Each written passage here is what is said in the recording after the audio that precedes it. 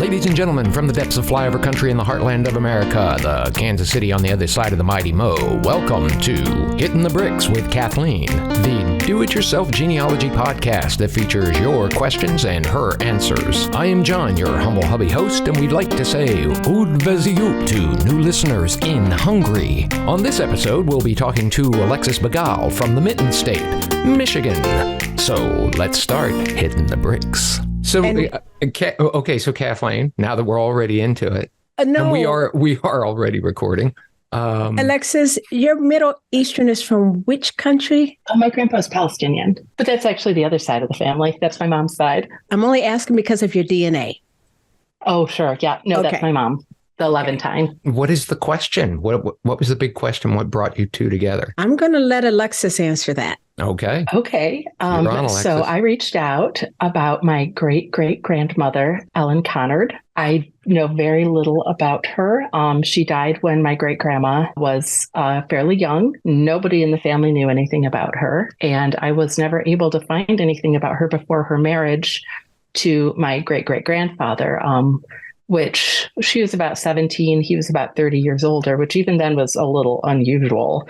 And she's just a ghost before then. So I had turned to DNA and found that most of my matches that also had the last name Conard, which is like Conrad, but with the A and the R transposed, were African-American. And my initial thought was, oh my gosh, my family owned these families' ancestors. But when I was able to find the common DNA link, which was a Mississippi cotton planter named Andrew Conrad, he is not the father, or at least Ellen is not one of his white children. You know, I have a lot of census documentation. I have probate documents. I don't see anything indicating she was his child. And the DNA matches with the African-American Conards, who I was told changed their name after Andrew died because his widow didn't want them getting mixed up with her family. I don't know if that's apocryphal, but that's what I've been told, that the African-American Conards are much closer DNA matches to me and my family than the white Conrad descendants of Andrew and his two wives. And my theory is that my Ellen was the daughter of Andrew and formerly enslaved woman also named Ellen, who had multiple children with Andrew over the years. But I can't find any actual evidence to put them together. And the DNA isn't inconclusive. It's just, relationship. So Kathleen, how is that theory? Well, it's a theory. One of the issues is the surname. You're saying Conrad, right?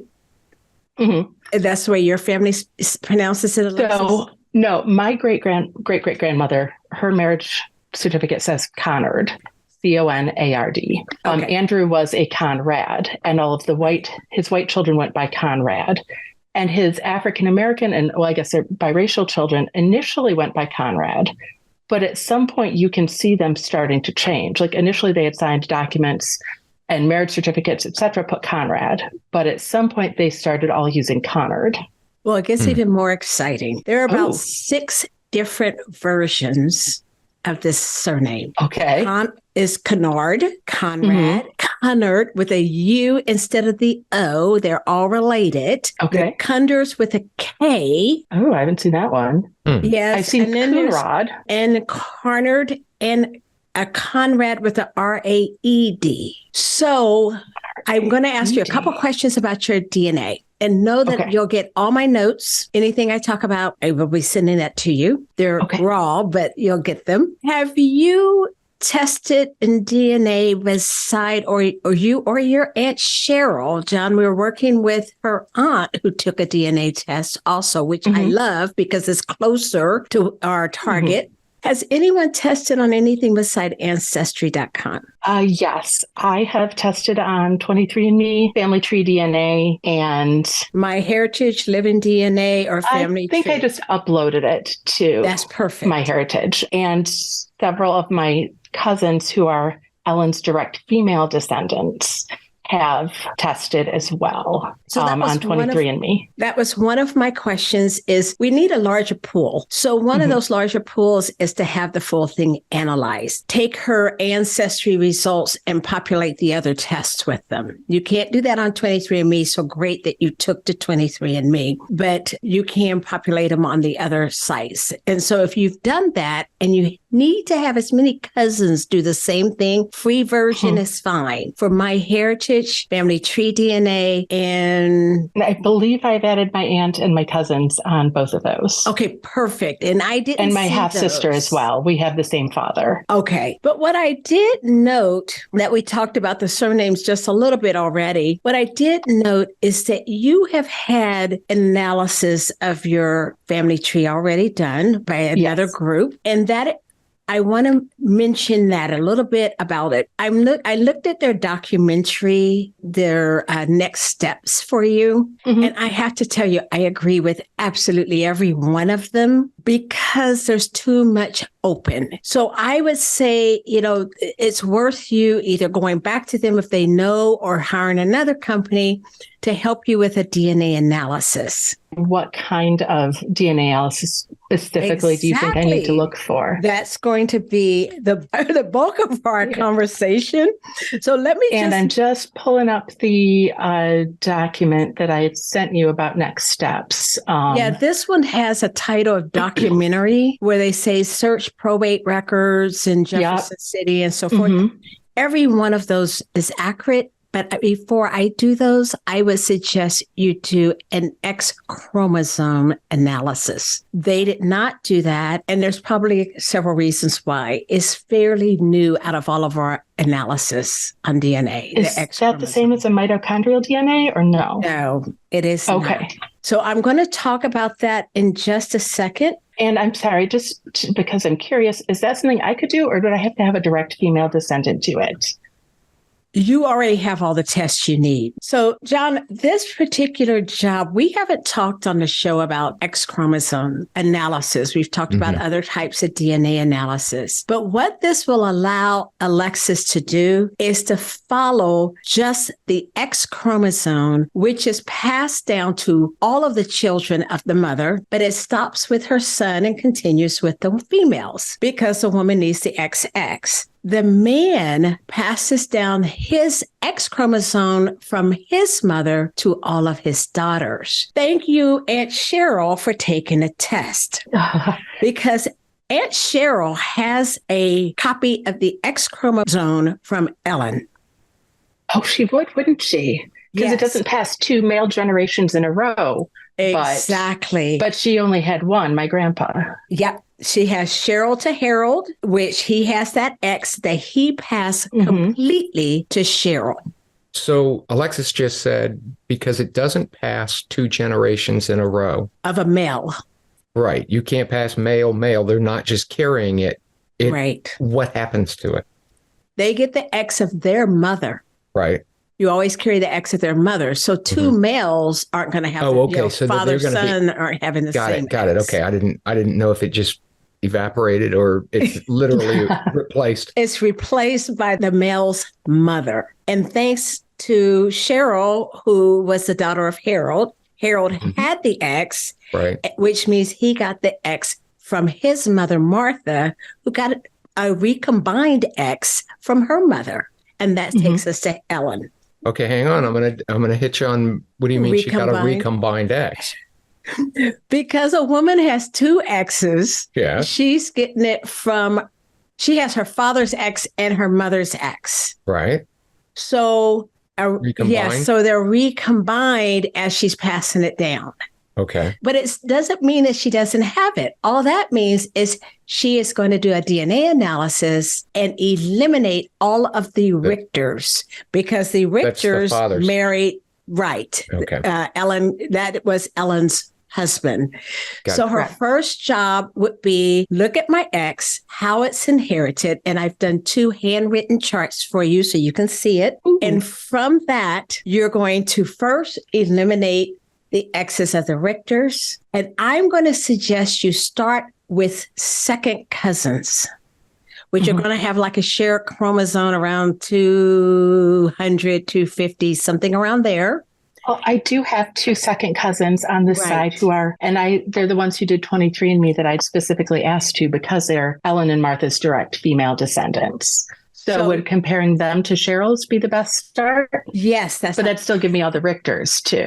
Well, you're going to get rid of the Richter side if they are still part of the same couple of Ellen and Henry. So what you're now also going to look for is someone who's related to Ellen, but not Henry. And then that way you'll know all the Richters. Oh, that's a good point. Right? So you're going to have plenty of them. If they did it on 23andMe, though, I would ask them to download their raw DNA and upload it to like MyHeritage. That's my favorite, MyHeritage and Family Tree DNA. So now you have enough to do an analysis with. Excellent. And my aunt does have a very strong match on the Conard side. I think it's 100 and some centimorgans. It's a good one. Fortunately, I think she's the descendant of 2 males in a row. So I don't know if hers would be usable, but yes, that would be. I bet we can find somebody. I know you will be able to because we're working with the second cousin of Cheryl, that level. There are plenty of them, right? I mean, you're going to have a lot of ancestors there. So that is the way you can definitely solve a lot of your issues. I mean, solve your major question. It's your answer to your major question. And that is, who was Ellen's father? Where does she come from? And how am I related to the African-American side? Where do they fall in? All of this will work together. The key is to have a big pool, eliminate the Richters, and voila, you're going to work with that. I love working with the X chromosome. A lot of people do not work with it yet, even though it's been out probably 10 years, but it didn't really become popular until about the last, maybe 6, 7 years. Is there a reason for that? It's just as we learn. And then we wait on some of our genealogy DNA people to practice first and then teach the rest of us. In the meantime, Alexis, I have put on my DNA for Genealogists, the Flipboard page, which is a magazine of just DNAs. I put 2 up there today for you. And both of those articles talk about the X chromosome. I will also send you a third one that I don't feel comfortable publishing it on that particular site, but I will send you a link to a third one. And again, it shows a case study of other people who have worked with the X chromosome, but they're used for educational purposes. Fantastic. No, I've looked at it before because I thought, this seems like the most obvious place to start, but I know it's been confusing in the past because it seems like the DNA inherits differently. Like you'll get big chunks that you share with someone, but you have no idea how on earth you're related to this person. Even if you both have very complete trees, it's like way back there. So I've been frustrated working with it in the past, but I'm excited to do some more with it. As I said, I would definitely stick with like a second cousin couple. Always use it in couples. If you think of DNA couples, that's the best thing because that way you can work with your cousins. You know who has what cousin or what couple also versus eliminating with someone who's not related to both. So yeah. Unfortunately, the only other way to do that is if they had multiple spouses or something. But right. I have another great-great-grandmother who is married twice, and it's been surprisingly helpful for isolating her DNA versus the first husbands versus the second husbands. Half brothers are wonderful. Half siblings are absolutely wonderful in this case. So that is one of the things I want to make sure that we did talk about was the X chromosome, because to me, I would do that against the paper trail that the other company actually gave you. We always say DNA supports the paper trail, but it's nice if you already have this kind of analysis so that you're just not swimming wildly around. And the lack of records in Arkansas has been a real brick wall. I've struggled a lot with that, especially since I think I told you my other side of the family is mostly French Canadian, and the records are so easy it's almost boring. Exactly. And so this is just a whole kettle of fish. No death records till like 1907. The records there are don't really tell you anything except names and a date. There's no parents listed, nothing. Because it's state and not federal, right? So every state, how they handle marriage, birth, even how they handle guardian records or probates. And yesterday I was looking for a particular marriage record that was in the probate record book. It should be in a marriage book or separate somehow, or even in a deed book, but it was in a probate book. So I am going to suggest one more thing for you, and that is join family tree DNA projects. Have you done that yet? Because I did not notice you on there. I think I might have joined one or two, but they tend to be either very specific or very broad, the ones I've come across. So I did find one called Conrad. No, I think I know. People are on there. Okay. Is it Conrad? Conard? Conard? Yes. But you want to join that group because they'll do this whole spreadsheet that's colorized, and it tells you which one of these groups you belong in. I don't know if you've played with it. It's a full DNA project. Okay. And could I even start my own? No, you're just going to join it out there, and I'm going to send you the link. Okay, you want to join that, especially if you have any male cousins, you want them to join. You mean Y-DNA related? Like direct mail? No, I do not. Join that anyway. Okay, I will. Okay, and I'll send you some information on that. Okay. So there are things called one-name studies. As you do your DNA, and I would wait again to see what kind of results you get on your DNA analysis with the X chromosome, you may be interested in a one-name study, working with your name, what other research is out there. And you might find that you're related to some of these that are distant. Now, remember, the autosomal is only good for about 5 generations because you inherit so little. But luckily, Aunt Cheryl will have a little bit more. So we want to make sure you're always working with hers in all of these. Yeah, and I have been for the most part. It looked like that to me also that you had. Those were the main things that I had on your case in general. Now, I'm just going to show you what I'm talking about with the X. Can you see this?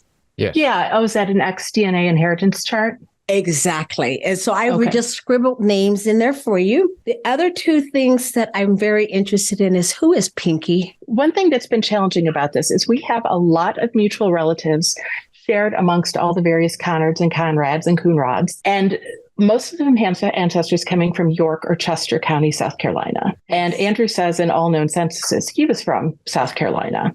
And from there, many of them, split up, and one branch went to Florida. Some are still in South Carolina, and the ones in Florida, and I believe a couple others went by Conrad. I believe Pinky is from one of those branches. Unfortunately, what I found is a lot of families, trees that appear to go back before Andrew. I'm related to this person, so-and-so is related to this person, but when I compare the trees from like the 1700s, so we have this little chunk, and sometimes not so little chunks. It seems like kind of sticky DNA, with those segments that just keep together. But I can't fit Andrew in because we don't know who his parents were. I have not been able to locate them yet. So these may be people I'm related to through Andrew's ancestors or a different family member. That's possible if it was I can't figure out how. So remember I said you want some of these other Conrads that you're related to that you might not know to take the Y-DNA.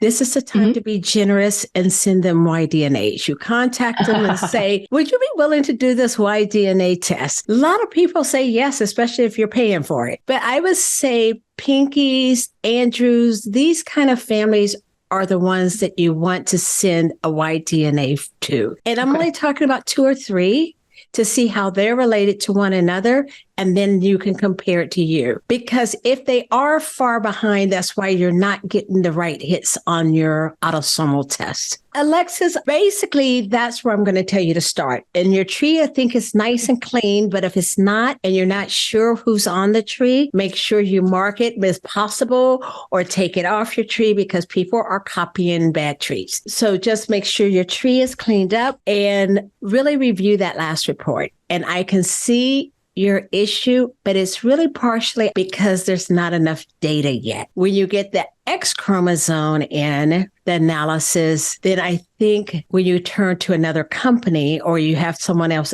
analyze it, you will see that some of those questions you have can be answered. And so those are the 5 things, though, that I wanted to tell you. It went faster than expected because you're familiar with the X chromosome, but do you have any questions for me? I'm trying to think, are there any other records in Arkansas I can look for? Because I have tried to find Ellen numerous ways. I cannot find her. So she was born about 1860, married in 1877 in Jefferson County. I cannot find her in an 1870 census there or in 1860, though that may be iffy depending on the time of year and if she was a year or two off about her date, about her birthday. But I can't find anybody with an even remotely similar name living in that area at that time. So are there other places I could look that I have not yet? Well, one of the things I would start with is the guardianship records, because if her mother died there, the mother normally had to have some sort of a guardianship that probably was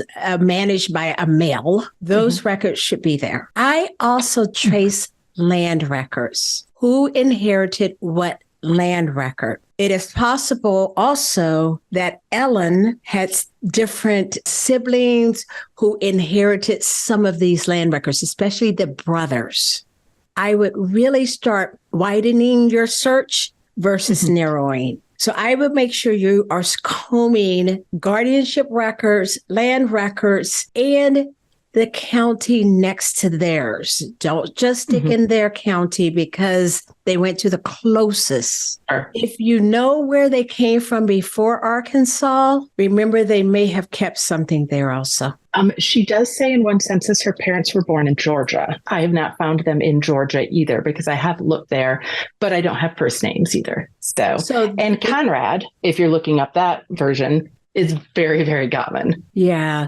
Do not rule out the Georgia group because a lot of them came up with the Eastern Cherokee and settled in Georgia and then in Arkansas. Okay. So I would not rule that out. Matter of fact, our last podcast, John, one of the podcasts we did about 3 podcasts ago. Oh, no, the Eastern Cherokee Band. It was Jack. Yeah. Listen in on that one because we do talk about that Arkansas-Georgia connection of the non-Native Americans. I've been uncharacteristically quiet, I think, in this one because I've really been taking in a lot of the information. I don't think we've had anything that's been so deep in the DNA before. So this was a walk through uncharted territory for me. So I'm learning quite a bit, which I'm going to forget as soon as I possibly can. I will put out a blog as well as send Alexis all of our notes all of my notes, rather. Yeah. And I will send Alexis all of my notes, and I will also write a blog on just this topic. So, Alexis, fantastic. Thanks very much. We really appreciate you taking the time, especially out of a work day. Yeah, I'm really excited to start digging some more. Every now and then I take a break because I get frustrated, and then I come back and I kind of poke at it with the stick again, and then I stomp off and come back and poke it a little more. And, poke it a little bit more. Exactly. Exactly. It's a good way to do it. Alexis, thank you very much. Thank you. You guys have a great day. Thanks, too. Alexis. Cheers. Okay. Bye. Well, congratulations. You've made it to the end of another episode. Thanks so much for staying. Thanks to Alexis for her questions, and thanks to Chewy Chewbacca Brandt, our part-time knocker-upper and full-time sticklebats, for his unwavering lack of interest in anything we're doing. The theme song for Hittin the Bricks was written and performed by Tony Fistknuckle and the Protons. Watch for their next appearance at the Oceans of Venus. You can find us on Apple, Spotify, and of course Buzzsprout. We'd love to hear what you think about the podcast, so stop by our Facebook page at Hittin the Bricks with Kathleen and let us know.